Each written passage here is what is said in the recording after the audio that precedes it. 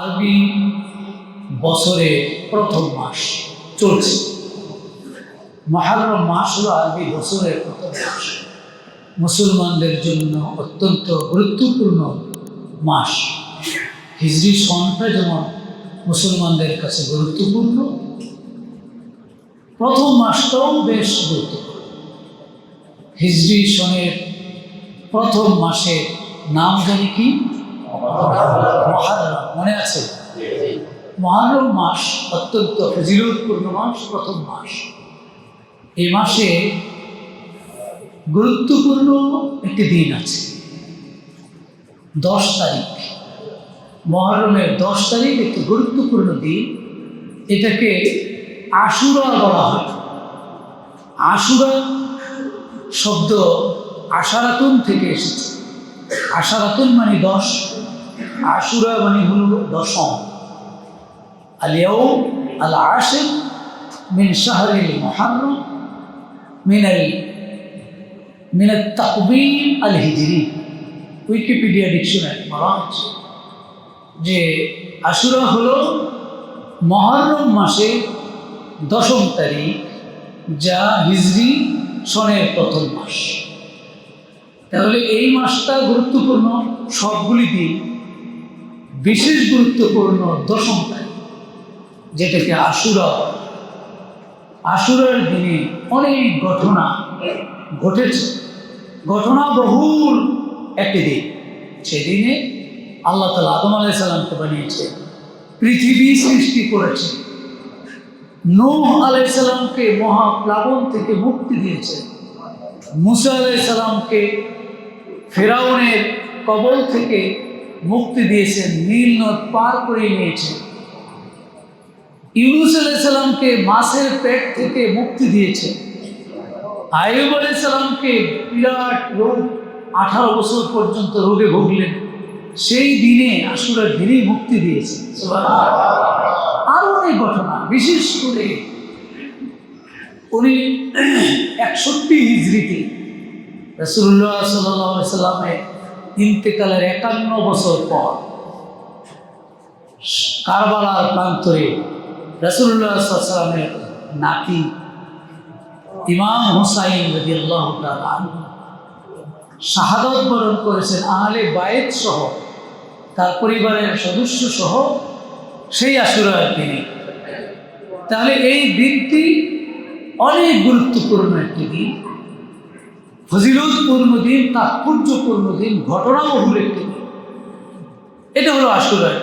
এই যে ঘটনাবহু দিন, ঘটনা প্রবাহের এই দিন, এই ঘটনাগুলো থেকে আমাদের জন্য কি শিক্ষা আছে, কি মেসেজ আছে আমাদের জীবনের জন্য, চলার জন্য, গোটা উম্মার জন্য, দুনিয়াবাসীর জন্য, সেই শিক্ষাগুলি না নেওয়া দরকার। শুধু ওয়াজ আর ওয়াজ, ওয়াজ হুজুর টেস্ট লাগে, হুজুর নমাজ টেস্ট লাগে না, আছে না এরকম? ওয়াজ করে খুবই মজা লাগে, নমাজটা মজা লাগে না, তাহলে তো হলো না। এই ঘটনাবহুল এই দিনটাকে আমরা সেখান থেকে আমাদের জীবনের জন্য কি লেসন আছে, কি শিক্ষা আছে, সেগুলি আমরা একটু পর্যালোচনা করতে চাই। ঘটনাবহুল এই আশুরার দিন থেকে আমাদের জন্য কয়েকটি মৌলিক শিক্ষা আছে। 1 নম্বর শিক্ষা হলো সিয়াম পালনের মাধ্যমে ইহুদিদের বিরোধিতা করা। সুবহানাল্লাহ বলেন। রোজা পালনের মাধ্যমে ইহুদিদের বিরোধিতা করা। বলে ইহুদির সাথে রোজার কি সম্পর্ক? হাদিসে দেখে, মুসলিম শরীফের 1143 নম্বর হাদিস। আপনারা জানেন যে এই আশুরার দিনে রোজা পালন একটি ফজিলতপূর্ণ আমল, খুবই ফজিলত এই দিনে রোজা পালন করা।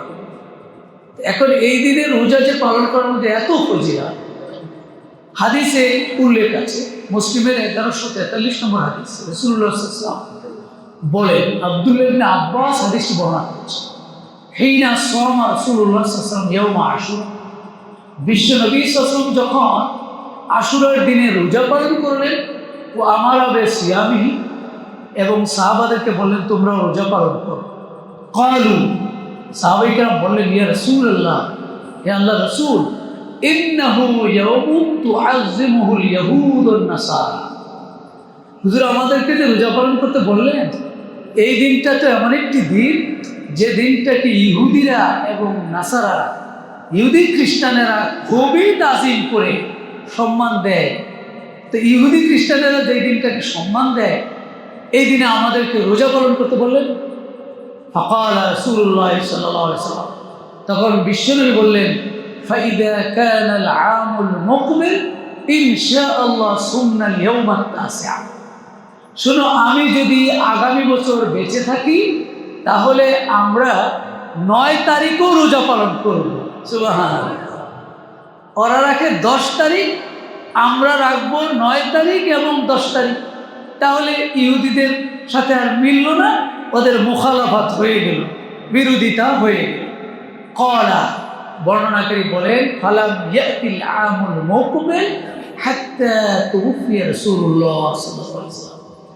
আগামী বছর আসার আগেই বিশ্বনবী সাল্লাল্লাহু আলাইহি ওয়াসাল্লাম ইন্তেকাল করেছেন।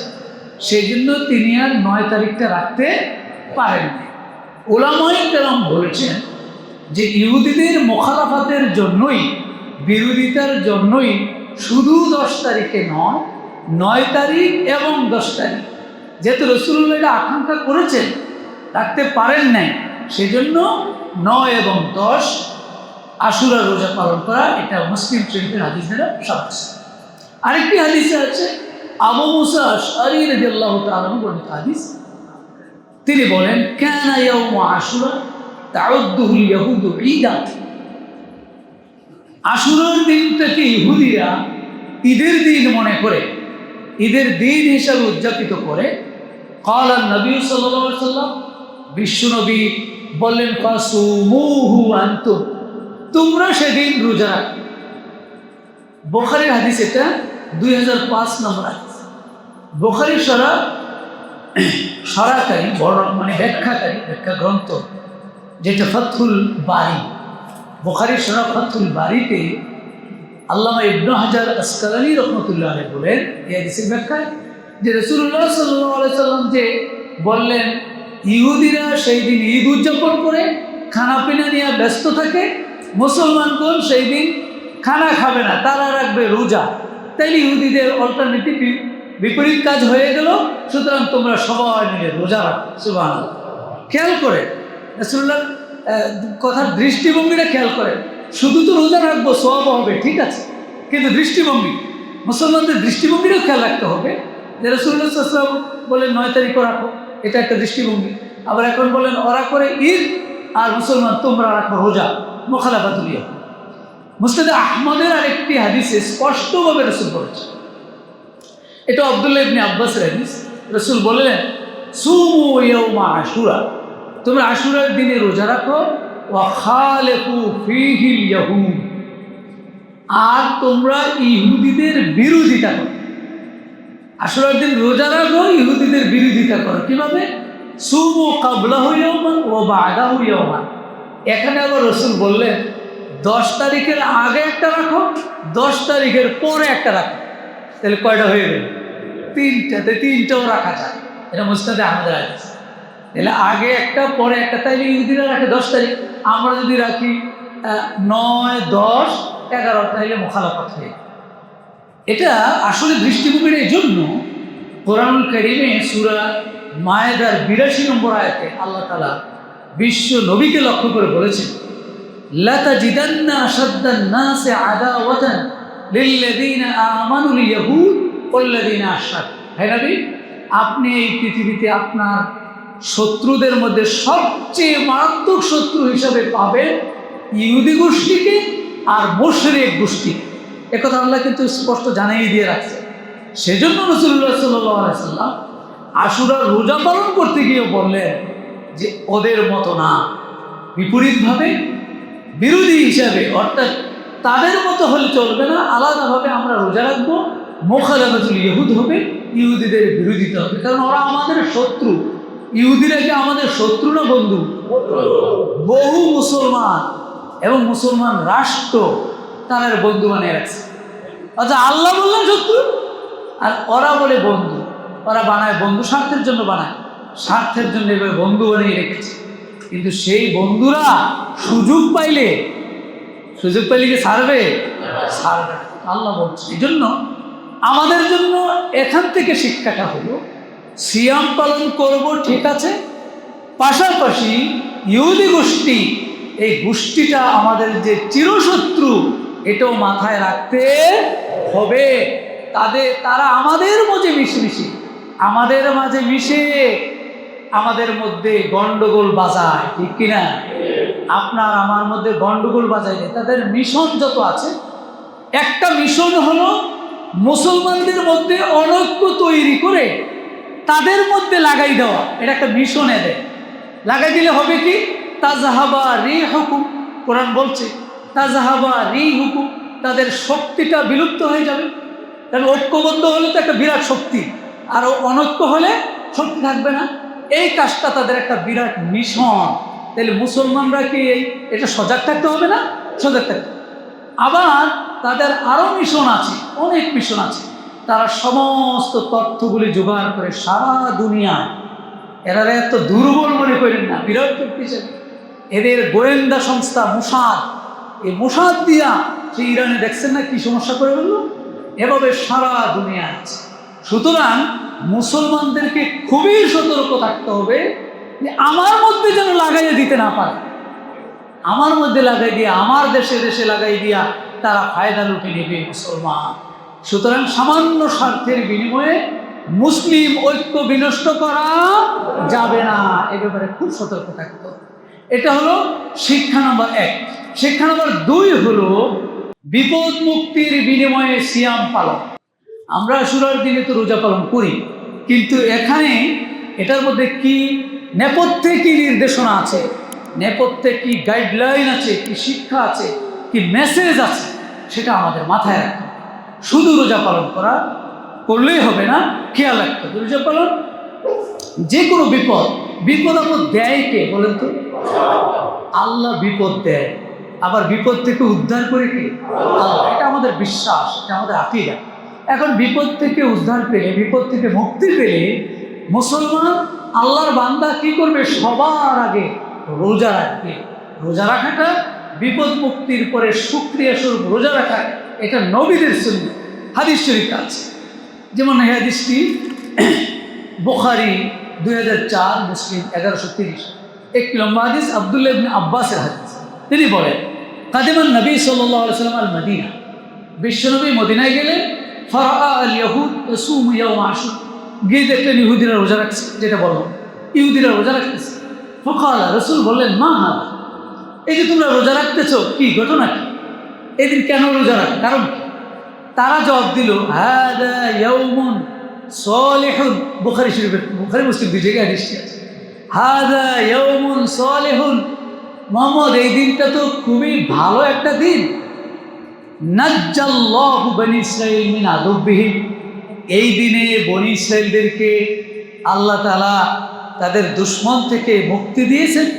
সেজন্য আমরা ফাসামাহু মুসা আলাইহিস সালাম সেই শুকরিয়া স্বরূপ তিনি রোজা রাখছেন, এই জন্য আমরা রোজা রাখছি।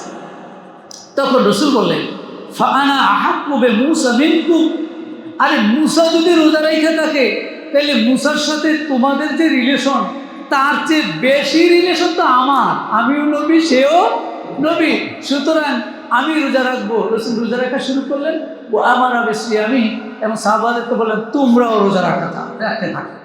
কারণ বিপদ থেকে মুক্তি পেয়ে মুসা আলাইহিস সালাম রোজা রেখেছিলেন।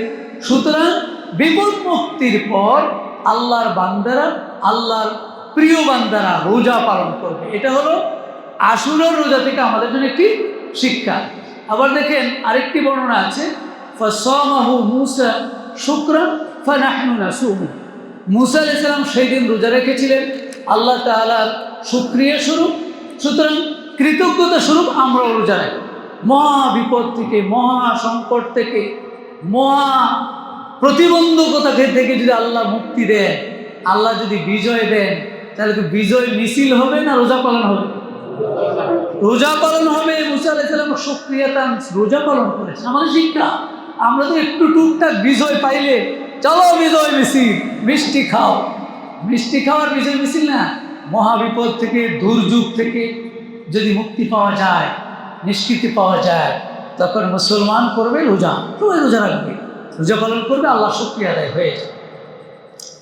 মুসা আলাইহিস সালামকে আল্লাহ তাআলা যেই মহাবিপদ থেকে নীল নদ পার করে দিয়েছিলেন সেই আশুরার দিনে, সেইটা কোরআনুল কারীমের সূরা ইউনূসের 90 থেকে 92 খুব স্পষ্টভাবে সুন্দরভাবে আল্লাহ তাআলা বলেছেন, ওয়াজাওয়াজনা বিবানি ইসরাঈলাল বাহর, আমি বনি ইসরাইলকে সাগর পার করাইয়া দিলাম, ফাআতবাআহুম ফিরআউন ওয়া জুনুদুহু, বনি ইসরাইলরা সাগর পার হয়ে গেল, ফিরআউন তাদের পিছে পিছে তার বাহিনী সহ অনুসরণ করলো, যে মুসা যেহেতু পার হয়ে গেছে আমরাও পার হয়ে যাব। এটা কি মুসা আলাইহিস সালামকে হেল্প করার জন্য না মুসাকে পাকড়াও করার জন্য?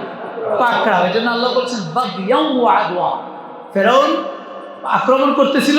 অনেক সময় দেখবেন যে পুলিশও দৌড়ায়, আসামিও দৌড়ায়, আসামি দৌড়াইতেছে, পুলিশও দৌড়াইতেছে।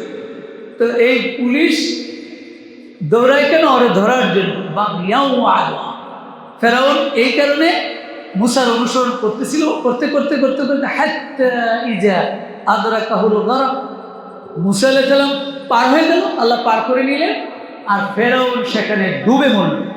ক্বালা, ডুবে মরতেছে আর বলতেছে আমানতু, আমি ঈমান আনলাম। দেখছে আন্নাহু লা ইলাহা ইল্লাল্লাযী আমানাত বিহি বানু ইসরাঈল। ফিরআউন পানি খায়, ডুবে পেট তো ফুলে গেছে, আর বলতেছে আমি ঈমান আনলাম ওই সত্তার প্রতি, যেই সত্তার প্রতি বনি ইসরাঈলরা ঈমান এনেছে। এভাবে বলে নাই, তাফসীরে আসছে, বলে নাই যে আমি আমার আল্লাহর প্রতি ঈমান আনলাম, এটা বলে নাই। শয়তানি ওখানেও আছে, মানে শয়তান তো এখন বিপদে পড়ে গেছে। অনেক সময় লঞ্চ ঝড়ের কবলে পড়লে অজু থাকুক না থাকুক নামাজে দাঁড়িয়ে যায়, অথবা লা ইলাহা ইল্লাল্লাহ পড়তে আছে, মুসলমানও না হিন্দু, তাও কালেমা করতে মনে করছে কালেমা হয়তো মুক্তি দিবে। তো এখন সেই মুহূর্তে ফিরআউন কয় আমি ঈমান আনলাম বনি ইসরাঈলরা যার প্রতি ঈমান এনেছে, ও আনা মিনাল মুসলিমিন, আমি আত্মসমর্পণকারীদের মধ্যে অন্তর্ভুক্ত হয়ে গেলাম। আল্লাহ বলেন আলান মানে কি? এখন। আলান মানে এখন। এখন ওকাদ আসাইতা কাবলু, তুমি তো ইতিপূর্বে আমার অবাধ্যতা আরোপ করেছিলে, অকুনতা মিনাল মুফসিদিন, তুমি বিপর্যয় সৃষ্টিকারী, ফিতনা ফাসাদ সৃষ্টিকারী অন্তর্ভুক্ত ছিলে। ফালইয়াউমা নুনাজ্জিকা বিবাদানিক, আজকে আমি তোমার এই দেহটাকে বাঁচিয়ে রাখলাম। সুবহানাল্লাহ। আল্লাহ তাআলা পারেন না? পারেন না? এখনো গিয়ে দেখেন মিশরে এখনো আছে, 4500 বছর আগের কথা। তো আমি তোমার এই দেহটাকে মুক্ত করে রাখলাম, লিতাকুনা লিমান খালফাকা আয়াতান, তোমার পরে পৃথিবীতে যত গোষ্ঠী আসবে কিয়ামত পর্যন্ত সবার জন্য যেন এটা একটা নিদর্শন হয়ে যায়, নিদর্শন হয়ে যায়। মিশরের সেই মানে তারা ইয়েতে আপনার জাদুঘরে এখনো ফিরআউনের সেই দেহ আছে। ওয়া ইন্না কাসীরাম মিনান নাসি আন আয়াতিনা লাগাফিলুন, অনেক মানুষ আমার ক্ষমতাটা জানে না। আমার যে একটা ক্ষমতা আছে সেই ক্ষমতার ব্যাপারে অনেক মানুষই গাফেল, মানে অমনোযোগী, মনে করে যে পারবে না আল্লাহ, কিন্তু সেই আল্লাহ পারেন না? পারেন না? ফিরআউনকে শেষ করে দিয়েছেন। ফিরআউনের পথ যারা যুগে যুগে অনুসরণ করেছে তাদেরকে শেষ করে দিয়েছেন। মুসার অনুসরণ যারা করেছে যুগে যুগে তাদেরকে মুক্ত করে দিয়েছে। ঠিক কিনা? আল্লাহ সেই আল্লাহ এখন আছেন না নাই? একটু দুর্বল হয়ে গেছে। আল্লাহু আকবার।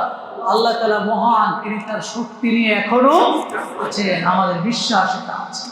নূহ আলাইহিস সালাম, এই যে মুসা আলাইহিস সালামকে আল্লাহ মুক্তি দিলেন, আশুরার দিন ছিল, সেই যে আশুরার দিন। আজকে তো আশুরার কয় তারিখ?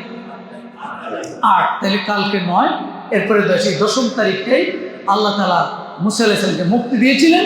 সেই মুক্তি পেয়ে তিনি রোজা পালন করেছেন। আবার নূহ আলাইহিস সালামেরটা দেখেন, সেটা স্পষ্টভাবে কোরআনে আছে, এই জন্য দুইজনের কথা বলছি।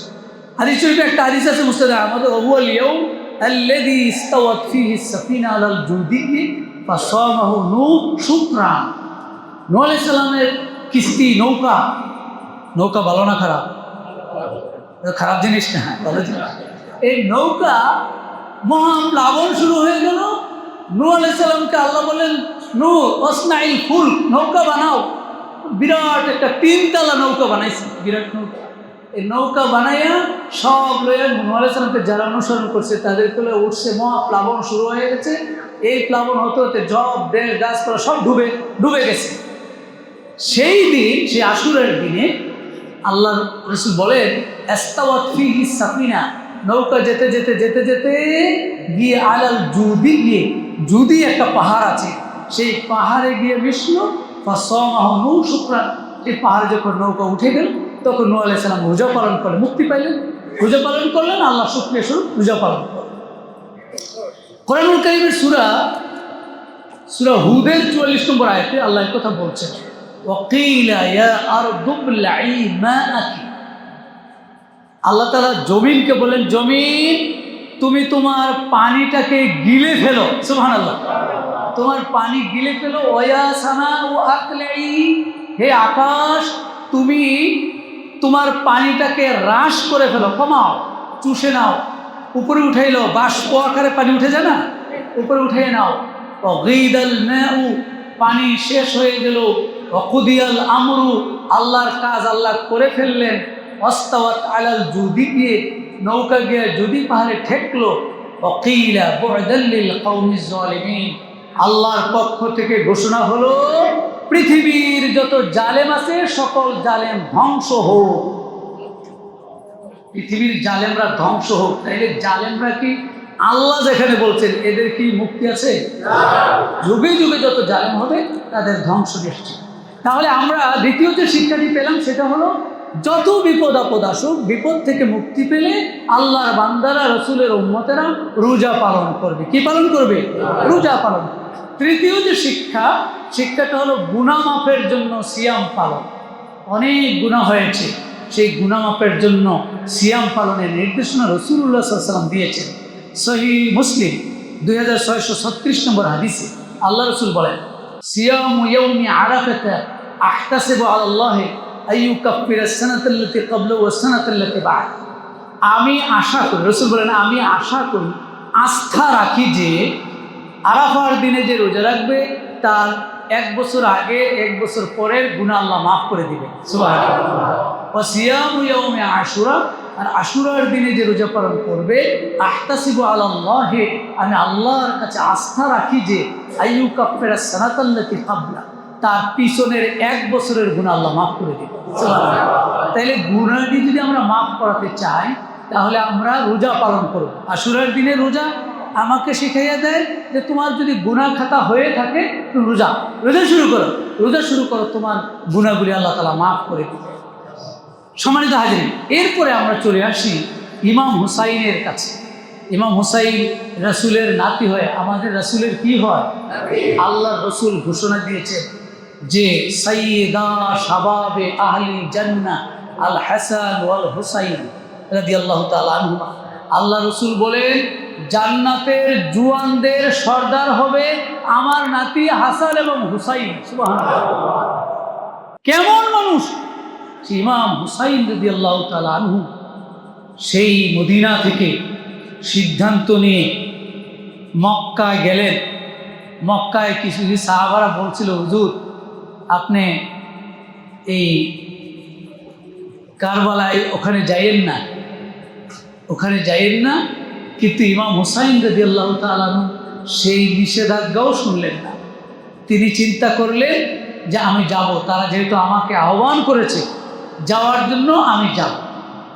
এই সিদ্ধান্ত নিয়ে তিনি কুফার দিকে রওনা করলেন।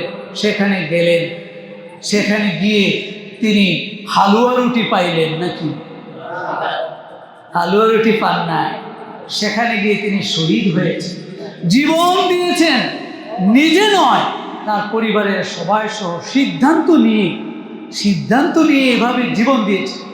এটা আশুরার দিন, এই মুহররম মাসের 10 তারিখ 61 হিজরি ইমাম হুসাইন যে এইভাবে শহীদ হলেন। এই শহীদ হওয়া থেকে আমাদের জন্য কি লেসন আছে, কি শিক্ষা আছে, এগুলো একটু আমরা ফাইন্ড আউট করে নিতে চাই।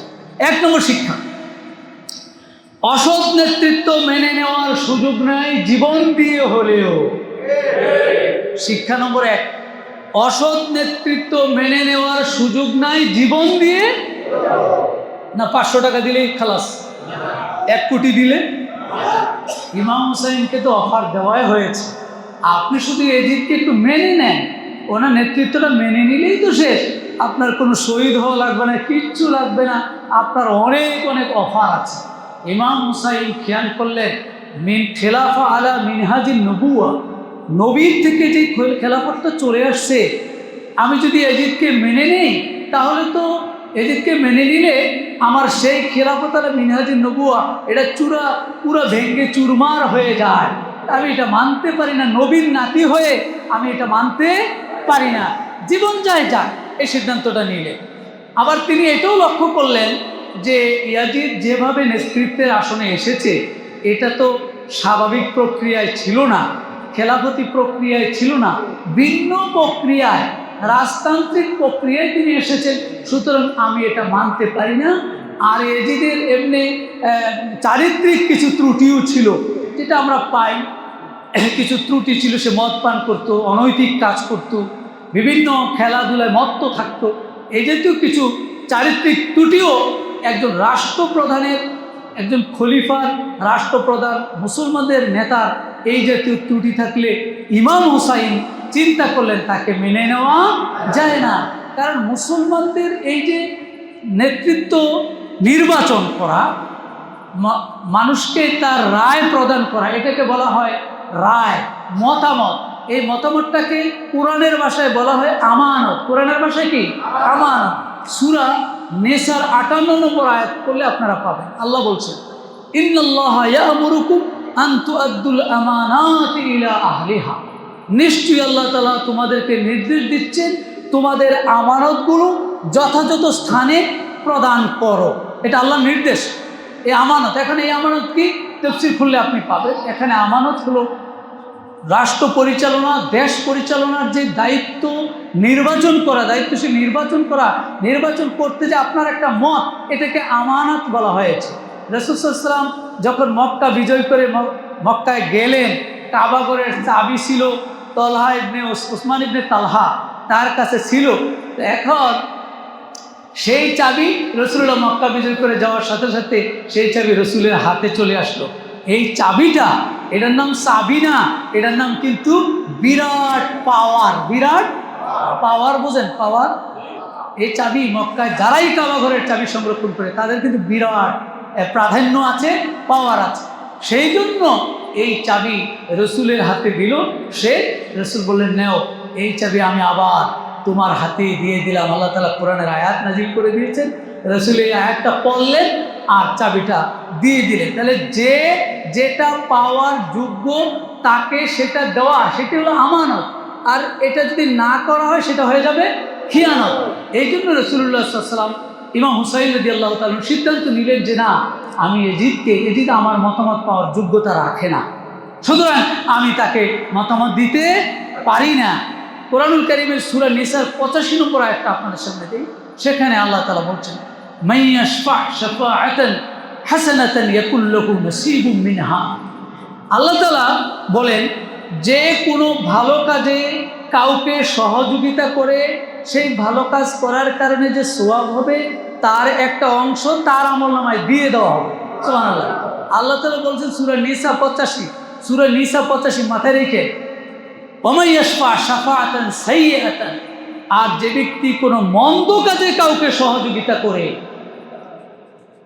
ইয়াকুল্লাহু কিফলু মিনহা, ওই মন্দ কাজের একটা অংশ, মন্দ কাজের একটা বোঝা, মন্দ কাজের একটা অনিষ্টতা, মন্দ কাজের একটা খারাপই দিক তার আমলনামায় দেওয়া হবে। নাউযুবিল্লাহ। আমার মতামত পেয়ে কেউ যদি গুনার কাজ করে, সন্ত্রাস করে, দুর্নীতি করে, তাহলে কি শুধু সেই অপরাধী হবে না আমিও অপরাধী? কোরআনের আয়াত বলছে, কোরআনের আয়াতে কথা বলছে। ইমাম হুসাইন দেখলেন যে না, এজিদকে আমি আমার মতামত দিতে পারি না, দিলে এটা অন্যায় হবে, অপরাধ হবে এবং আমিও সেই অপরাধের ভাগী হব। কোরআন এ কথা বলে দিয়েছে, সেজন্য তিনি এই সিদ্ধান্ত দিতে পারেননি। সম্মানিত হাজিরিন, তাহলে আমরা এই ইমাম হুসাইনের শাহাদাত থেকে আমরা অনেকগুলো শিক্ষা পাই। শিক্ষার মধ্যে আমি আজকে একটা বললাম, আমার টাইম শেষ। সেখানে মৌলিক শিক্ষাটা হলো অসৎ নেতৃত্বকে সাপোর্ট দেওয়া যাবে না, যাবে না। আমি যেখানে বারবার বলছি কোরআন শরীফ, মানে নামাজে দাঁড়ালে বলছি না বলো আগে যে ওয়ানাতুরুকু মাইয়া ফুজুরু সূরা না, মানে দোয়াইকুনুতে আমরা প্রতিনিয়ত পড়ছি ওয়ানাতুরুকু মাইয়া ফুজুরু, আল্লাহ যে তোমার বিরোধিতা করে, যে তোমার কাজের অন্যায় কাজ করে আমি তাকে বর্জন করি। এ কথা কিন্তু নামাজে বলে গেলাম, আমি তাকে বর্জন করি। কিন্তু এই কথাটা তো থাকে না গিয়া, এই কথাটা যদি নাই থাকে তাহলে তো আমি মোমেন থাকলাম না। যে দুই রকম কথা বলে তারা জানি কি বলে না থাকে। এই জন্য আমরা চাই এই আশুরা আমাদেরকে মহান যে শিক্ষা দান করে, সেই শিক্ষাগুলি আমাদের জীবনে, আমাদের চলায় পথে সবসময় আমরা কাজে লাগাই, জীবনকে গঠন করে আল্লাহ তৌফিক দান করুক বলে আমিন। আসসালামু আলাইকুম ওয়া রাহমাতুল্লাহি ওয়া বারাকাতুহু।